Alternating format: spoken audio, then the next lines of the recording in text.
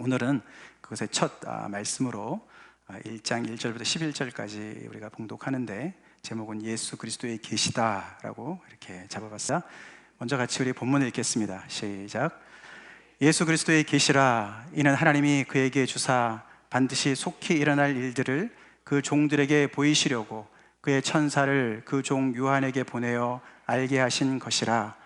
요한은 하나님의 말씀과 예수 그리스도의 증거 곧 자기가 본 것을 다 증언하였느니라. 이 예언의 말씀을 읽는 자와 듣는 자와 그 가운데에 기록한 것을 지키는 자는 복이 있나니 때가 가까이라. 요한은 아시아에 있는 7 교회에 편지하노니 이제도 계시고 전에도 계셨고 장차 오실 이와 그의 보좌 앞에 있는 7 영과 또 충성된 증인으로 죽은 자들 가운데서 먼저 나시고 땅의 임금들의 머리가 되신 예수 그리스도로 말미암아 은혜와 평강이 너에게 있기를 원하노라. 우리를 사랑하사 그의 피로 우리 죄에서 우리를 해방하시고 그의 아버지 하나님을 위하여 우리를 나라와 제사장으로 삼으신 그에게 영광과 능력이 세세토록 있기를 원하노라. 아멘. 볼지어다 그가 구름을 타고 오시리라. 각 사람의 눈이 그를 보겠고 그를 찌른 자들도 볼 것이요 땅에 있는 모든 족속이 그로 말미암아 애곡하리니 그러하리라. 아멘. 주 하나님이 이르시되 나는 알파와 오메가라. 이제도 있고 전에도 있었고 장차 올 자요 적는 자라 하시더라. 나 요한은 너희 형제요 예수의 환난과 나라와 참음에 동참하는 자라. 하나님의 말씀과 예수를 증언하였으므로 말미암아 밤모라는 섬에 있었더니 주의 날에 내가 성령에 감동되어 내 뒤에 나는 나팔 소리 같은 큰 음성을 들으니 이르되 내가 보는 것을 두루마리에 써서 에베소, 서머나, 버가모, 두아디라, 사데, 빌라델비아, 라오디게아 등 7 교회에 보내라 하시기로. 아멘. 계속 진행이 됩니다. 그 음성을 따라서 봤더니 거기에 인자 같은 이가 계시고 그분이 7 금촛대 사이에서 거니시면서 이제 이것을 기록해서 그들에게 전하라는 말씀이 계속 진행이 되는 1장이 그렇게 진행이 되죠. 아까 말씀을 드렸지만 이 요한계시록에 대해서 여러분들은 어떤 생각을 가지고 계시는지 모르겠습니다만, 이 사실 제목인 계시록이지만 정확히 따지면 사실은 이것은 예수 그리스도의 계시예요. 그래서 예수 그리스도 계시록 이렇게 말을 해도 될 정도로 그렇게 시작을 합니다. 예수 그리스도의 계시다. 하나님께서 예수 그리스도에게 주셨다. 그것이 반드시 속히 일어날 일들을 하나님께서 그에게 주셨고 그것을 요한이 받아서 전하는 것이다 라고 이야기를 하고 있습니다. 요한계시록이 너무 이것 때문에 탈도 많고 일도 많고 그렇기 때문에 출입 금지를 딱 붙여놓고 요한계시록을 멀리하는 그런 성향들이 많이 있습니다. 근데 우리가 좀 이렇게 아직도 논쟁거리가 되는 부분들은 좀 놔두고, 애매모호한 부분들이 많이 있습니다만, 그러나 그렇다고 요한계시록 자체가 애매모호한 말씀으로 가득 찬 건 아닙니다. 거기에 그 핵심적인 줄거리는 너무나 명확하고 확실한 메시지이기 때문에 거기에 맞춰서 말씀을 증거할 텐데, 거기에 대한 어떤 오늘 오리엔테이션으로 이렇게 말씀을 제가 이렇게 좀 요약을 해봤습니다. 첫 번째로 이 요한계시록의 책은 말 그대로 계시예요. 계시라는 말과 또는 묵시라고도 얘기하죠. 계시다, 묵시다. 그래서 하나님께서 당신의 그 불변하는 진리를 드러내신 것이다, 그렇게 얘기를 합니다. 그래서 이 요한계시록의 장르가 중요합니다. 이거는 계시문학입니다. 그래서 계시문학은 특별히 이 요한계시록만 있는 것이 아니고 구약에도 꽤 있습니다. 주로 선지서들, 다니엘서, 스가랴서, 그런 부분들이 묵시록이다, 계시록이다 그렇게 얘기하지 않습니까? 그래서 사실은 성경 전체가 사실은 예수 그리스도에 대한 계시지요. 그렇기 때문에 이 요한계시록의 특징이요, 성경 전체에서 구약을 가장 많이 인용한 책입니다. 요한계시록이 말 되죠? 예수 그리스도에 대한 계시니까 구약에 있는 많은 계시들을 가지고 왔습니다. 근데 그것을 다 이렇게 직접적으로 인용한 것은 하나도 없고 다 거기에는 이미지들을 따왔습니다. 이미지들을 따왔어요. 그게 계시 문학의 특징입니다. 굉장히 그래픽합니다. 이미지를 떠올릴 수 있는 많은 그런 언어들을 많이 사용한 것이 계시록입니다. 그래서 이 계시록을 이해할 때 우리가 문자적으로만 접근하면 굉장히 어려움이 많이 있습니다. 그걸 우리가 먼저 염두를 해둬야 되고, 또 그래서 이 요한계시록을 풀 때는 구약의 말씀을 꼭 참조를 해서 거기에 문맥을 따라서 이해를 해야만 제대로 이해할 수 있다는 것을 아시기 바랍니다.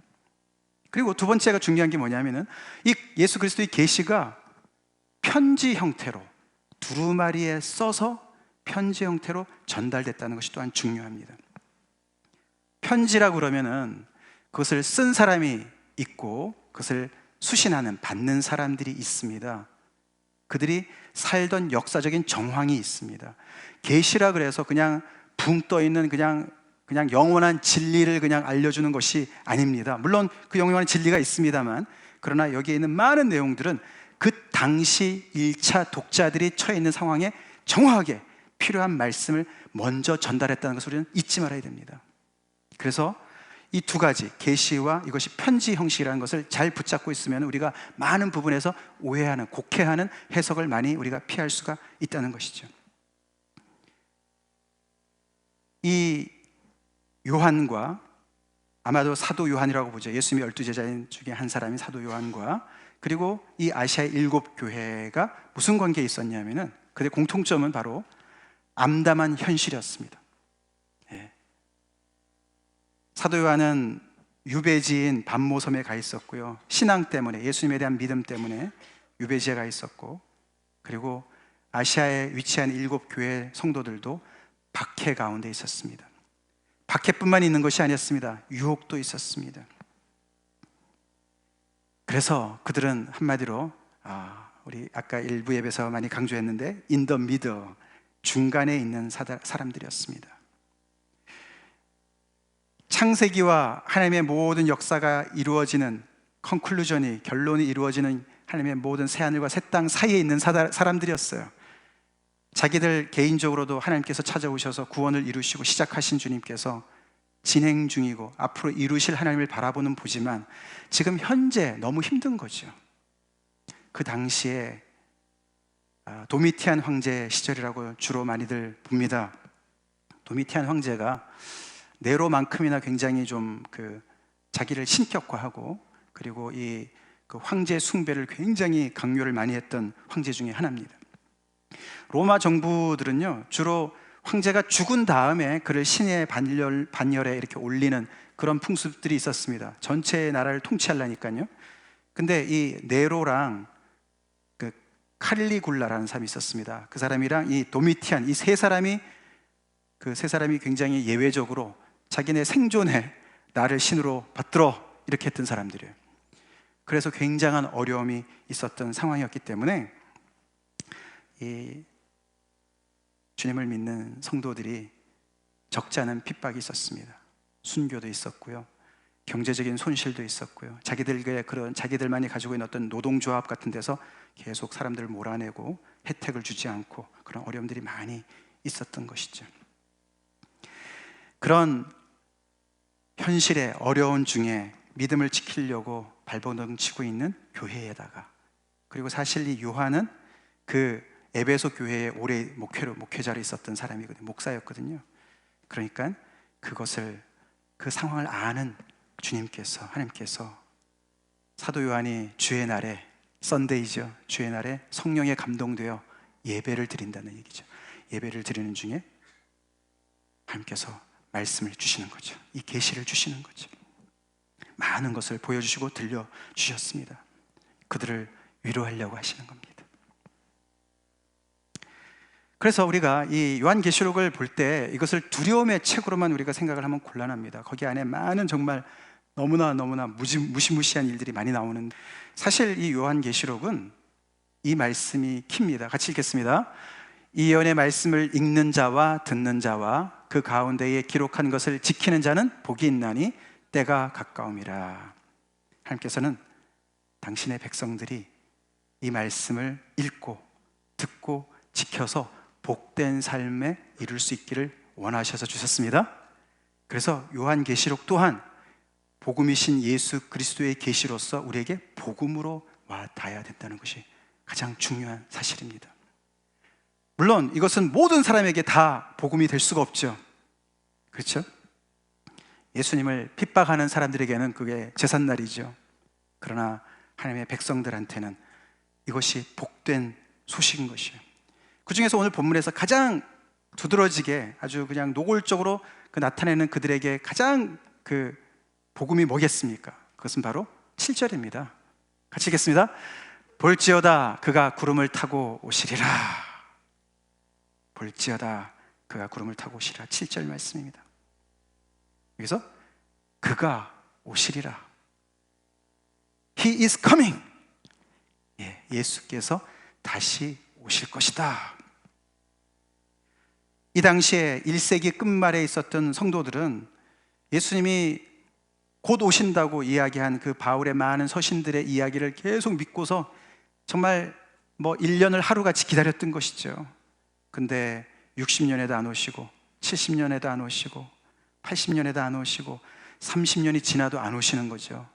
그러면서 점점 더 핍박은 거세지고 신앙의 열기는 줄어들고 실질적으로 많은 어려움들이 닥치니까 예수님이 그냥 오신다고 얘기만 하신 거 아니야? 잊으신 거 아니야? 우리를 버리신 거 아니야? 진짜 그분은 오실까? 그런 상황에 있었겠죠. 근데 어느 날 갑자기 반모섬의 유배지에 끌려간 그 사도 요한을 통해서 편지가 당도했는데, 그래서 한 사람이 앞에 서서 읽는데, 그걸 듣는데 그가 오실 것이다. He is coming. 그가 구름을 타고 오실 것이다. 그 말은 그가 하나님의 영광을 가지고 오신다, 이런 뜻입니다. 성경의 구름은요, 구약 성경의 구름은 하나님의 임재를 나타내는 것이에요. 하나님의 놀라운 능력으로, 하나님의 그런 영광스러운 모습으로 오실 것이다. 근데 그 오심이 예수님이 처음 이 땅에 오셨을 때 초림과는 판이하게 다른 것으로 오시는 것이죠.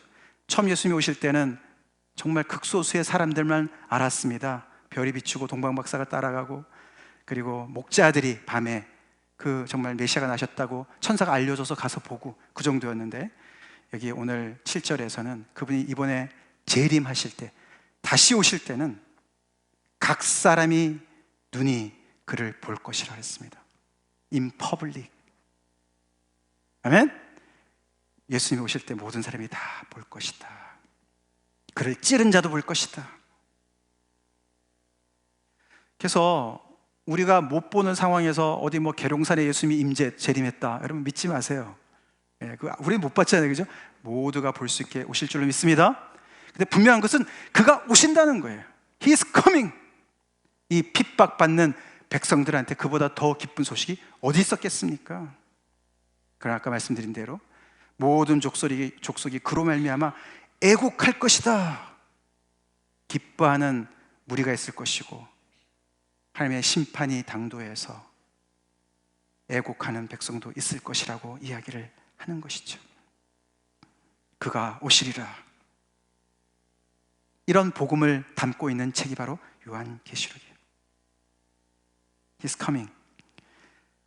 이 소식이 여러분에게도 복된 소식이 되길 간절히 축원합니다. 이 예수님이 어떤 분이십니까? 정말 나의 죄를 대신해서 나를 사랑하시고 나를 위해서 죽으신 그 구세주 예수 아니십니까? 그분 때문에 여러분들 핍박 받으시는 거 있으세요? 믿음 때문에 경제적인 손실을 입거나, 믿음 때문에 사람들한테 정말 따돌림을 당하시거나, 구체적으로 여러 가지 어려운 불이익을 당하고 계십니까? 오늘 우리 일부 예배 때 제가 질문했어요. 믿음 때문에 핍박 박해받은 분 있으세요? 그렇게 질문해 봤더니 저는 아무도 없을 줄 알았어요. 근데 오늘 처음 온 청년 하나가 손을 들었습니다. 이따가 물어봐야 되겠어요. 어떤 핍박을 받았는지. 여러분은 어떻습니까? 여러분이 받는 핍박이 거세면 거셀수록 He is coming! 그 말씀이 복된 소식이 될 줄로 믿습니다. 복된 소식이 되길 간절히 기도합니다. 오늘 사실 1장에서 많은 이야기들이 있지만 이것을 이렇게 꽉 짜가지고 거기에서 가장 중요한 엑기스를 찾아 나갈 때 해봐야 돼요. 요한이 아까도 말씀드렸지만 그는 이 계시를 받는데 많은 것을 하나님께서 보여주셨습니다. 그래서 내가 보니 이거 계속 반복이 돼요. 그리고 내가 들으니 그래서 그게 계속 반복이 됩니다. 우리가 지난주에 빌립보서를 끝냈는데요, 빌립보서에 바울이 그 편지 쓴 거 아닙니까? 그죠? 이것도 사실은 사도 요한이 쓴 편지라고 볼 수 있는데 굉장히 성격이 다르죠. 빌립보서는 바울이 하나님의 성령에 감동이 되어서 자기의 여러 가지 생각과 여러 가지 것들을 쓴 것이에요. 그런데 그것이 성경으로 들어왔어요. 근데 이거는 하나님께서 직접적으로 보여주시고 들려주신 것들을 기록한 내용이라고 해요. 그래서 요한이 많은 것을 보고 많은 것을 들었습니다. 그리고 오늘뿐만 아니라 계속 22장까지가 다 그런 내용으로 가득 차 있는데, 그 중에 핵심을 잘 잡아야 돼요. 핵심 중에 핵심이 뭘 것 같습니까? 오늘 우리가 읽어봤는데 앞에 전반부를 바로 이겁니다. 성삼위 하나님이세요. 성삼위 하나님이세요. 이 계시의 핵심은 하나님이십니다. 오늘 본문이 특별히 더 그렇습니다. 마치 그 당시 사람들의 생각을 우리가 그 입장으로 돌아가 봅시다. 얼마나 그 현실이 커 보였겠습니까? 그렇죠? 진짜 상상도 하기 어렵지 않습니까? 그렇죠? 있는 믿음 때문에 생이별을 하거나 끌려가거나 불이익을 당하거나 숨어 지내야 한다거나, 그런데도 그 믿음을 버릴 수 없는, 지키기에는 너무나 힘든, 그래서 로마 황제가, 도미티안 황제의 그 서슬 시퍼런 그 권세가, 권력이 너무너무 커 보이고, 현실의 그런 어떤 그 불이익이 너무 커 보이고, 어떻게 내가 이 암담한 현실을 헤쳐나갈 수 있을까? 그런 너무나 큰 상황에 이 계시록은 그 문제보다 크신 하나님을 딱 먼저 알려주시는 거예요. 할렐루야! 이 하나님을 먼저 중심에 두라는 거예요.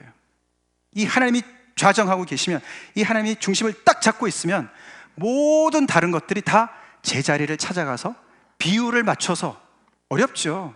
어렵지만 하나님보다 크지 않습니다. 그 얘기를 하는 거예요. 이 크신 하나님을 제대로 보라는 거예요.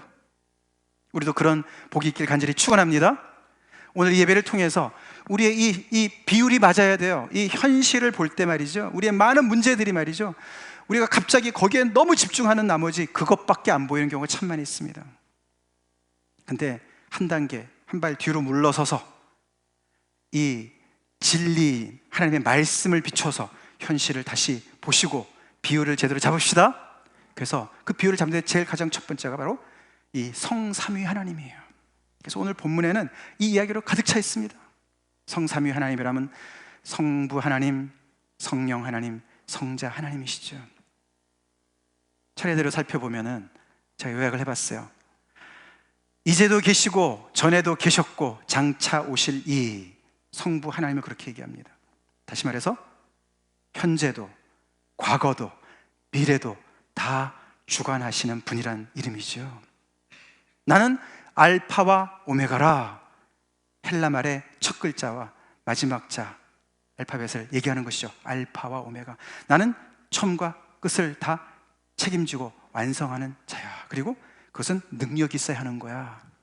나는 전능자야 라고 하나님께서 말씀하세요. 우리 이런 하나님 믿습니까?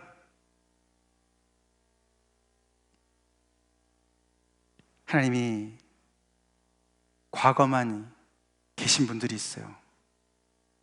하나님이 현재만 있는 분도 계세요. 하나님이 미래만 있는다고 착각하기가 쉽습니다. 그러나 하나님은 우리의 모든 과거도, 시편 139편에 보면 우리가 태어나기 전에도 벌써 우리의 모든 것을 다 주의 책에 기록하시는, 과거도 붙잡고 계시고 현재도 안 계시는 것 같지만 우리를 붙잡고 계시고 앞으로도 책임지시는 그런 분이시고, 시작하셨으면 꼭 끝을 내시는, 그 끝도 당신의 계획대로, 이 중간에 많은 것들의 변화가 일어나고 뭔가 어떻게 정말 거기까지 갈까? 그 결과로 갈까? 그 도착지에 갈 수 있을까? 그렇지만 하나님께서는 능히 끝을 온전히 당신의 뜻대로 이루실 수 있는 그런 전능의 하나님이시라고 말씀하시는 거예요. 어떤 유명한 분이 이런 말씀했습니다. 나는 미래가 뭘 쥐고 있는지는 모른다. 하지만 그 미래를 쥐고 계시는 분은 내가 안다. 할렐루야. 그거면 만족하죠? 아멘. 우리는 우리 미래가 뭐 어떻게 될지 몰라요. 당장 내일도 몰라요. 그러나 우리의 미래를 쥐고 계신 분이 계십니다. 그분이 하나님이시라는 거예요. 이런 하나님의 말씀, 그분의 그 어떠하심을 듣는 그 성도들이 얼마나 위로가 됐겠습니까? 힘이 됐겠습니까? 성령 하나님은 간단하게 얘기를 하는데 보좌 앞에 있는 7 영이다 이렇게 얘기를 합니다. 여기서 7 영이 seven spirits라고 번역도 하지만 sevenfold, 7배의 성령, 7배의 영 이렇게도 번역이 가능해요. 그래서 온전한, 완전한 영 이런 뜻이 될 수도 있습니다. 그래서 보좌 앞에서 모든 것을 새롭게 하시는 성령이 계시는 거죠. 그러나 오늘 본문에서는 성자 하나님에게 지면을 많이 할애를 합니다. 이렇게 많이 나와요. 특별히 이 고난받고 있는 이 성도들한테 가장 정말 가까이 계시는 분으로 느껴지는 것이죠. Caesar is Lord, 시저가 주야 라고 고백하지 않으면 정말 목숨을 잃을 수 있는 그런 상황 속에서 아니라고, 예수, Jesus is Lord, 예수가 나의 주다 라고 고백하는 그것 때문에 힘들어하는 핍박 가운데 있는 이 사람들이 볼 때 이 예수님이 먼저 그 길을 가신 것을 이야기하죠. 예수님 먼저 충성된 증인으로서 십자가의 길을 가셔서 죽으셨고, 그러나 그것이 끝이 아니고 죽은 자 가운데서 먼저 나시고, 그래서 땅의 모든 임금들을 사망의 권세까지 이기시고 그 모든 임금들의 머리가 되신 예수 그리스도를 이야기하는 거예요. 이런 주님을 믿습니까? 그러나 임금들의 머리가 되시지만 그는 인자 같은 분이시죠. 다니엘서 이야기죠. 세상의 임금들은 다니엘서에 보면 짐승들로 표현이 되어 있습니다. 그러나 거기에 비해서 예수님은 인자예요. 인자예요. Son of Man. 정말 하나님에게 인정받는, 그래서 그 모든 통치권을 부여받는 그런 정말 인간다운 인간, 참 인간, 참 인격체 되신 예수님을, 하나님을 닮은 그런 통치자, 그런 뜻입니다. 그 인자가 예수님이고, 그리고 이게 처음이요 마지막이다. 아까 알파와 오메가랑 똑같은 얘기예요. 그래서 이 요한계시록은요, 예수님이 하나님 되심을 이렇게 간접적으로 얘기를 많이 합니다. 그것을 고등 기독론이라 그러는데요, 하이 크리스탈로지, 그게 요한계시록이 제일 많이 나와요. 분명히 구별되게 얘기를 하는데 나중에 4장 5장에도 가서 똑같이 나옵니다. 보좌에 앉아 계시는 분이 계시는데 그분의 형상은 안 보여주는데 나중에 보니까 어린 양 예수가 나와요. 이런 식으로 오버랩을 많이 시킵니다. 처음이요 마지막이요 살아있는 자다, The Living One, 이것도 구약에서는 하나님을 지칭하는 말이에요. 그것을 서슴없이 부활하신 예수에게 다 쓰고 있습니다. 그리고 맨 마지막에 사망과 음부의 열쇠를 가지신 분이시다. 가장 실질적으로 와닿는 거기에 있겠죠. 하나님은 역사의 주관자도 되시고 과거, 현재, 미래를 다 통치하고 계시고 미래를 쥐고 계시고, 더 나아가서 예수 그리스도를 통해서 사망과 음부의 열쇠를 가지신, 사망의 권세까지 이기신, 그래서 예수님 때문에 순교를 당한다 할지라도 예수님께서 열쇠로 여시면은 다시 살 수가 있습니다. 할렐루야. 그 얘기를 하는 거예요. 요한에게 이 하나님의 계시는 먼저 당신이 어떠하심을 쫙 풀어 놓으셔서 그 말씀을 듣고 이런 크신 하나님을 믿고 그 하나님께서 그들을 지키고 계시는 것을 굳게 잡으라고 말씀을 하시는 거죠. 다시 한번 우리가 거기에 연장선으로 또 하나, 그보다는 약간 덜 핵심이지만 그래도 또 중심부에 하나가 더 있는 게 있는데, 이게 바로 일곱 금촛대입니다. 인자 같은 이가 계시는데 그 옆에 봤더니 그분이 오른손에는 일곱 별을 잡고 계시고 일곱 금촛대를 옆에 계시는 거예요. 거기를 두루 다니시는 거예요. 이 일곱 금촛대가 뭡니까? 이게 바로 교회예요. 이게 바로 그 지도인데요. 여기 반모섬도 나와 있고, 이게 소아시아 지방입니다. 지금 터키 지역인데, 많은 사람들이 이 요한계시록을 해석하는 좀 잘못 어프로치하는 사람들 중에 한 부류들은 이걸 다 이렇게 상징적으로 해석을 해버립니다. 역사성을 많이 무시해버려요. 근데 그게 아니거든요. 이게 여기 나오는 일곱 교회 이름이 다 그 당시에 있었던 그 지역의 교회들이고, 그리고 여기 순서가요, 이게 나중에 우리가 다음 시간에 보겠지만 이 순서가 이 반모섬에서 첫 편지가 배달돼가지고 인편으로 갔겠죠. 거기 가장 가까운 에베소를 먼저 들렸어요. 그리고 위에 있는 서문화를 들리고, 그 다음에 어디입니까? 이름이? 버가모, 그 다음에 두아디라, 사대, 필라델피아, 라오디게아, 이렇게 쭉 순회하는 루트로 순서가 돼 있어요. 그러니까 분명히 이 편지를 들고서 이렇게 순회를 한 것이 보이죠. 아까 말씀드렸지만 이들은 구체적인 사람들이었고 그 당시에 핍박을 받고 있는 교회들이었어요. 그래서 성삼위 하나님이 핵심에 계시고 중심에 좌정하고 계시고, 그분의 주 관심이 이 일곱 금촛대로 상징되는 그 당시에 당신의 교회를 얘기하는 거예요.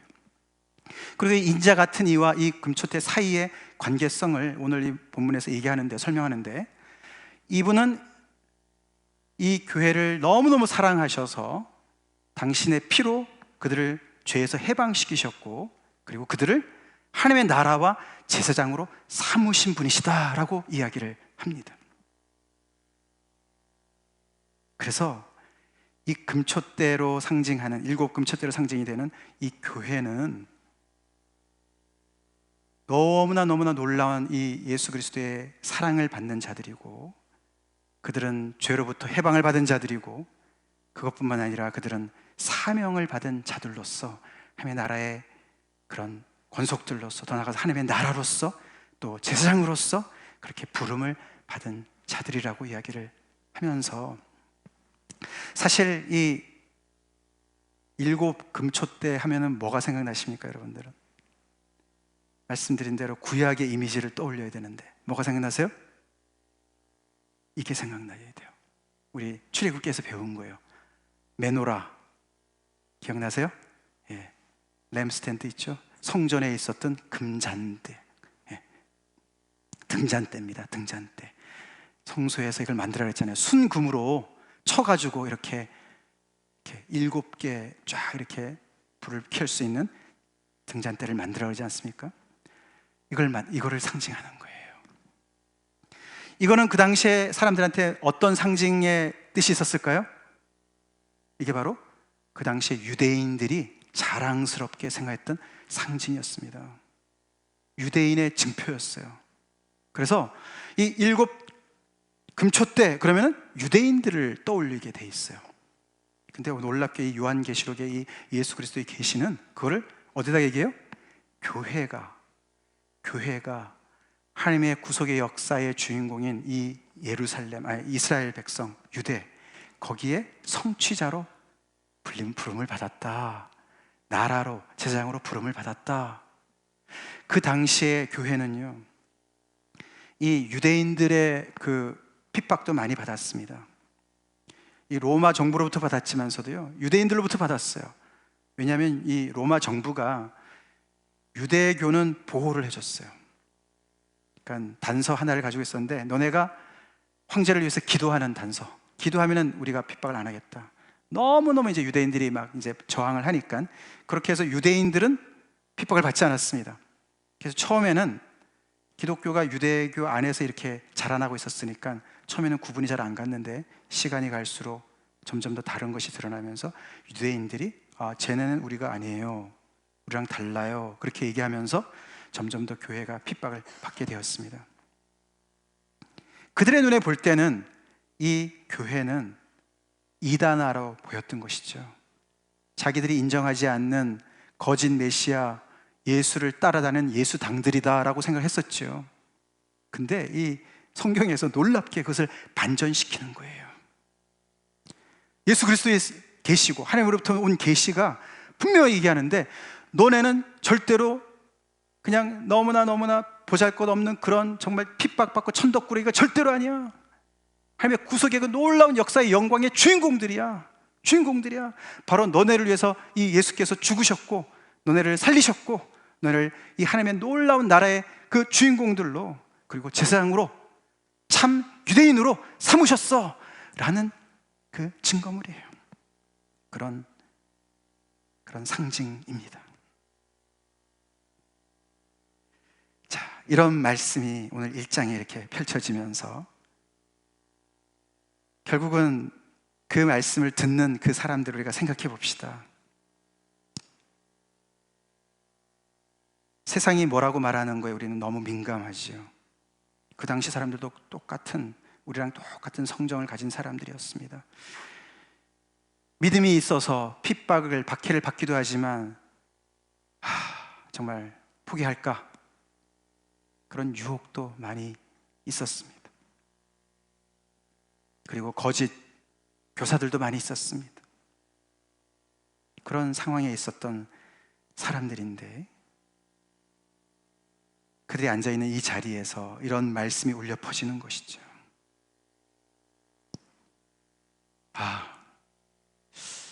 내가 하나님을 의심하고, 하나님은 뭘 하시나 이렇게 힘들어 죽겠는데, 이렇게 당신의 백성들이 정말 계속해서 죽어나가고 핍박을 받고 있고, 이러다간 진짜 미래가 없을 것 같고 그냥 씨를 말릴 것 같은데, 하나님은 뭘 하시나? 부활하신 예수님은 뭘 하시나? 우리를 잊으셨나? 그런 의심이 안 들었겠습니까? 원망이 안 났겠습니까? 오늘 우리 21세기를 살아가는, 이 미국에 살아가는 우리들, 사실 그렇게 나한테 어려운 것도 아닌데 우리는 얼마나 어려워하고, 그것 때문에 얼마나 하나님을 원망하고, 얼마나 우리는 하나님을 떠나려고 그러고, 그렇게 연약하지 않습니까? 그 당시 사람들 똑같은 것이죠. 근데 그들이 이런 얘기를 쭉 들으면서 무슨 생각했을까요? 와, 나나 잘해야지, 그런 생각 안 들었을까요? 내가 괜히 하나님을 염려했네. 하나님은 여전히 그 자리에 계시고, 예수님도 여전히 그 자리에 계시고 통치하시고 당신의 뜻을 이루어 가시는데 내가 괜히 의심했네. 나의 주어진 이 현실에서 내가 충성스럽게 계속 이 길을 가야 되겠네. 그런 생각을 했을 줄로 믿습니다. 서두지만 그들의 모든 염려와 근심들이 절반 이하로 줄어들었을 줄 믿습니다. 그렇지 않겠어요? 야, 하나님이 우리를 잊지 않으시고 이렇게 놀라운 말씀을 우리한테 찾아오셨구나. 그 말씀을 정말 생명보다 귀하게 여기면서, 이런 하나님이 나의 현재를 잡고 계시고 나의 미래를 책임져 주시고, 그리고 그분께서 정말 우리가 가지고 있는 많은 문제들 속에서 정말 사망과 음부의 권세, 그 열쇠까지 다 잡으신 그 주님께서 우리를 이끌어 가시는구나. 그런 생각이 분명히 들었을 것이고, 하나님이 우리를 이렇게 귀하게 여기시는구나. 그리고 예수님은 보이시지 않지만 그 교회 가운데 계시구나. 할렐루야. 그 이야기를 들으면서 그들은 놀라운 힘을 얻었을 것입니다. 주님의 교회라면 그래야 될 줄로 믿습니다.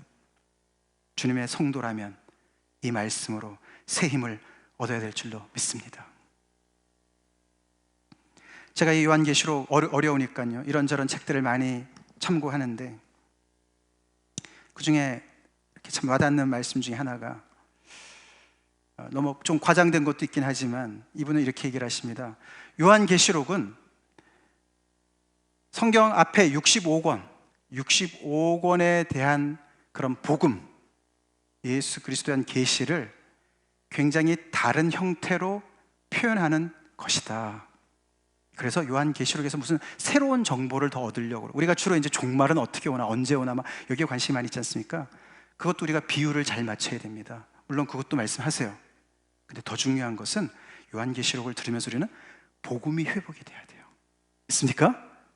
이 주님 안에서 우리가 예수를 믿는데 말이죠, 예수님 첫사랑, 처음사랑, 우리 다음 주에 나오는데 첫사랑을 우리가 회복을 해야 돼요. 이 복음을 통해서 이 파워를 회복해야 돼요. 그래서 요한계시록은 다분히 그림책과 같은 언어를 씁니다. 그래서 이 사도 요한이 세 가지 역할을 하는데요, 하나님의 말씀을 받았으니까 신학자죠. 신학은 하나님을 seriously 딜하는 사람들이거든요. 그리고 그는 목회자였습니다. 그래서 사람들을 seriously 딜하는 사람이고, 그리고 그는 시인이에요. 시인. 이 요한계시록이 다분히 시적입니다. 그림책이에요. 그래서 함축된 내용들이 굉장히 많이 있어요. 그래서 사실 가장 바람직한 건 요한계시록을 한 자리에서 처음부터 끝까지 쫙 읽는 게 맞습니다. 여러분 집에 가서 좀 그렇게 해보세요. 제가 오늘 일부에서 좀 혹시 읽어본 사람이 있냐고 물었더니 제일 어린 리선이가 손을 들었어요. 리선이가 한번 다 읽었대요. 그 교회, 7교회 중에 한 성도로 앉아서 성경을 한번 쭉 읽거나 아니면 털어놓고 들어보세요.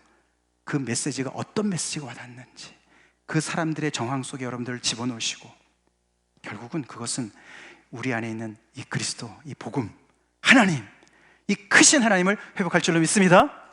우리 안에 우리도 모르는 사이에 커진 이 많은 문제들, 염려, 근심, 걱정들, 현실, 먹고 살 문제, 나의 미래 문제, 이 모든 문제가 이 크신 하나님 앞에 무릎을 꿇어야 될 줄로 믿습니다. 비율이 회복이 돼야 돼요. 우리 인간의 이 아름다움이 어디서 옵니까? 비율이에요. 황금률이에요. 황금률. 우리의 신앙이 비율을 회복해야 돼요. 문제가 과반수처럼 커져버리고 하나님은 요만해져 버리고, 그런 과반수된 잘못된 신앙 자세로 어떻게 우리가 신앙생활을 제대로 할 수 있겠습니까? 여러분이 하나님을 얼마나 크십니까? 정말 그분은 전능자로서 우리의 모든 과거와 현재와 미래를 다 책임지시는 분이십니까? 믿습니까? 거기에 여러분들을 굴복하시기 바랍니다. 다 같이 기도하시겠습니다.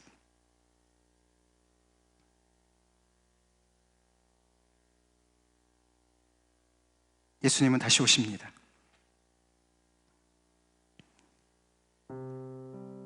그를 찌른 자도 보고 모든 눈이 각기 본다고 했습니다.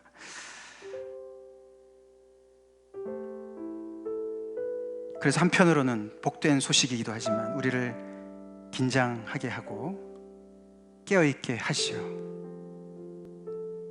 그러나 더 큰 것은 이렇게 당신의 백성을 돌보시는, 당신을 믿는 그 믿음 때문에 박해받는 그들을 찾아오시는, 그리고 당신의 그 위용을 나타내시는 크신 하나님이 주인공이세요. 그 하나님을 우리의 삶의 중심에, 센터에, 보좌에 다시 모시고, 그분이 나를 어떻게 생각하시나 거기에 귀를 기울이고 우리의 본분을 충실히 감당하는 그런 주님의 백성으로 살겠습니다.